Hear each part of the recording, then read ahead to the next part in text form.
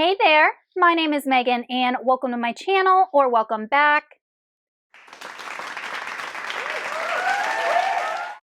Today I'm going to be doing my December TBR. I have a couple of books that I'd like to get to by the end of the year, and I'll be honest, November was not a good reading month for me. I think I only finished 2 books in the month of November, and my goal was 5. I just had like a little bit of a reading slump, and I'd really like to get over that hurdle in the month of December and kind of close out 2023 with a bang. So hopefully I can get to all of these books, fingers crossed. But without further ado, let's go ahead and get on to the TBR. But before we do so, if you're not already subscribed to my channel, please go ahead and hit that subscribe button, as well as the little bell icon so you can be notified every time I post new content. I post new videos every Monday, Thursday, and Saturday. Also, if you could hit the like button, throw a little support my way. The first book is a carryover from November, and that is The Sunlit Man by Brandon Sanderson. This is his Secret Project 4, and I am currently reading this. I am on, let's see, page 98. And this is following a man named Nomad, and Nomad comes from the world of Roshar in Brandon's Cosmere, which is what the Stormlight Archives takes place on. And Nomad is running from the Night Brigade, and he ends up finding himself on this planet where the people have to constantly travel on like these hover cities in order to escape the sun, because every time the sun rises, it obliterates everything. So what we're learning is there is actually this Cinder King who is kind of oppressing these people, and Nomad kind of accidentally falls in with this resistance type group of people. So that's all we're at so far, and Brandon's kind of giving us a little bit of cookie crumbs regarding Nomad's backstory. Apparently he did some stuff that was a little shady in the past, and he's trying to like grapple with this. So I am enjoying it. It's a lot of fun. It's been super action-packed. But I am quite enjoying this, and I'm looking forward to finishing it and reviewing it for you guys. The next book I hope to get to is Babylon's Ashes by James S.A. Corey. This is book 6 in the Expanse series, and I will probably only read this if I can get the audiobook, because I really like listening to these on audio, and I have a hold for it at my library. I reviewed Nemesis Games for you guys, book 5, so I'll leave that up in the cards if you're interested in checking it out. But as we ended book 5, we are learning that there are some colonizing ships that are going through the ring and disappearing, and we don't know if that has something to do with like the proto-molecule or the aliens or anything like that, if they are capturing these ships and why they're not getting where they need to go. So we're once again reintroduced to like the alien antagonist in this book. Additionally, we learn some things about Naomi and Nemesis Games, like her backstory and her past, that's going to affect the whole political upheaval going on between Earth and the OPA and Mars and all of that. So there is a whole bunch of different storylines that are going on in the series that are affecting the plot. I really enjoyed Nemesis Games, so I'm looking forward to seeing how the authors continue developing the story. It's been a really fun sci-fi ride. Next, we have Foundry Side, which I'm currently reading. This is a reread for me, and you guys, I have had the hardest time getting back into this book.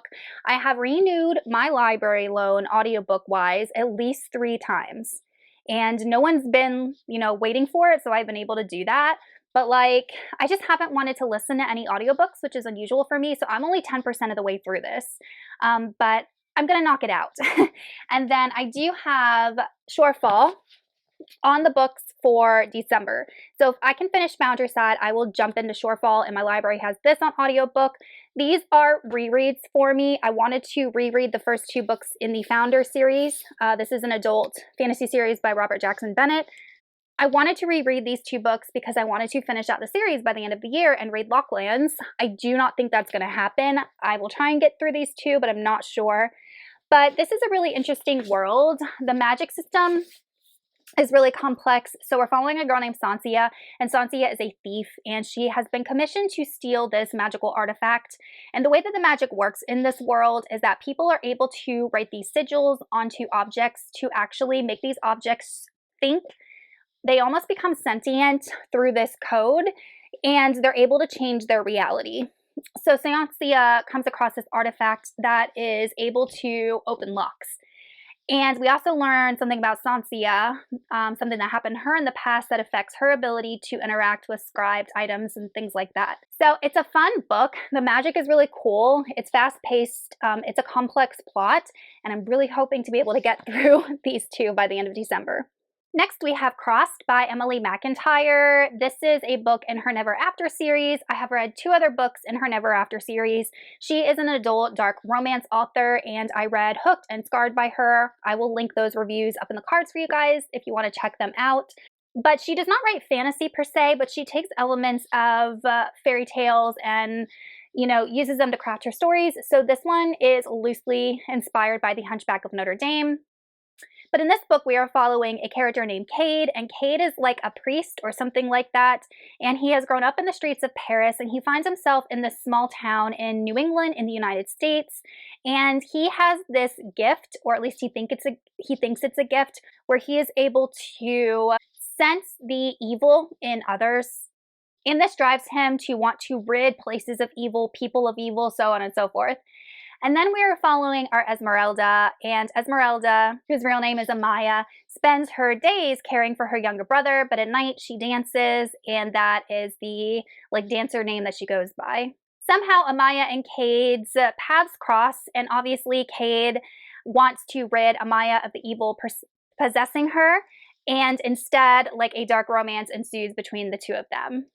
So what I know about Emily McIntyre so far from what I've read, there will definitely be some good smutty scenes, there will be some dark scenes, and I'm super excited to see how she interweaves the Hunchback of Notre Dame elements. And lastly, we have the Invocations by Crystal Sutherland. This is a YA fantasy book, and this is an arc that I was able to score at YALLFest, and this book is scheduled to be released in January 2024, so I would love to be able to read it ahead of time. But I read House of Hollow by this author a couple of months ago. I have a full review of it. I'll link it up in the cards. I really enjoyed it, and I said that I would definitely read more of Crystal Sutherland's work in the future.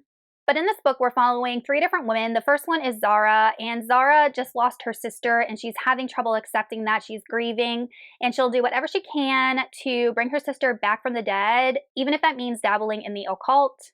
Then we're following a girl named Jude, and Jude is the daughter of a billionaire, and she accidentally made a deal with a demon, and the demon has been ruining her life, possessing her life ever since, and she will do anything to get rid of this curse and what she ended up entering into with this demon.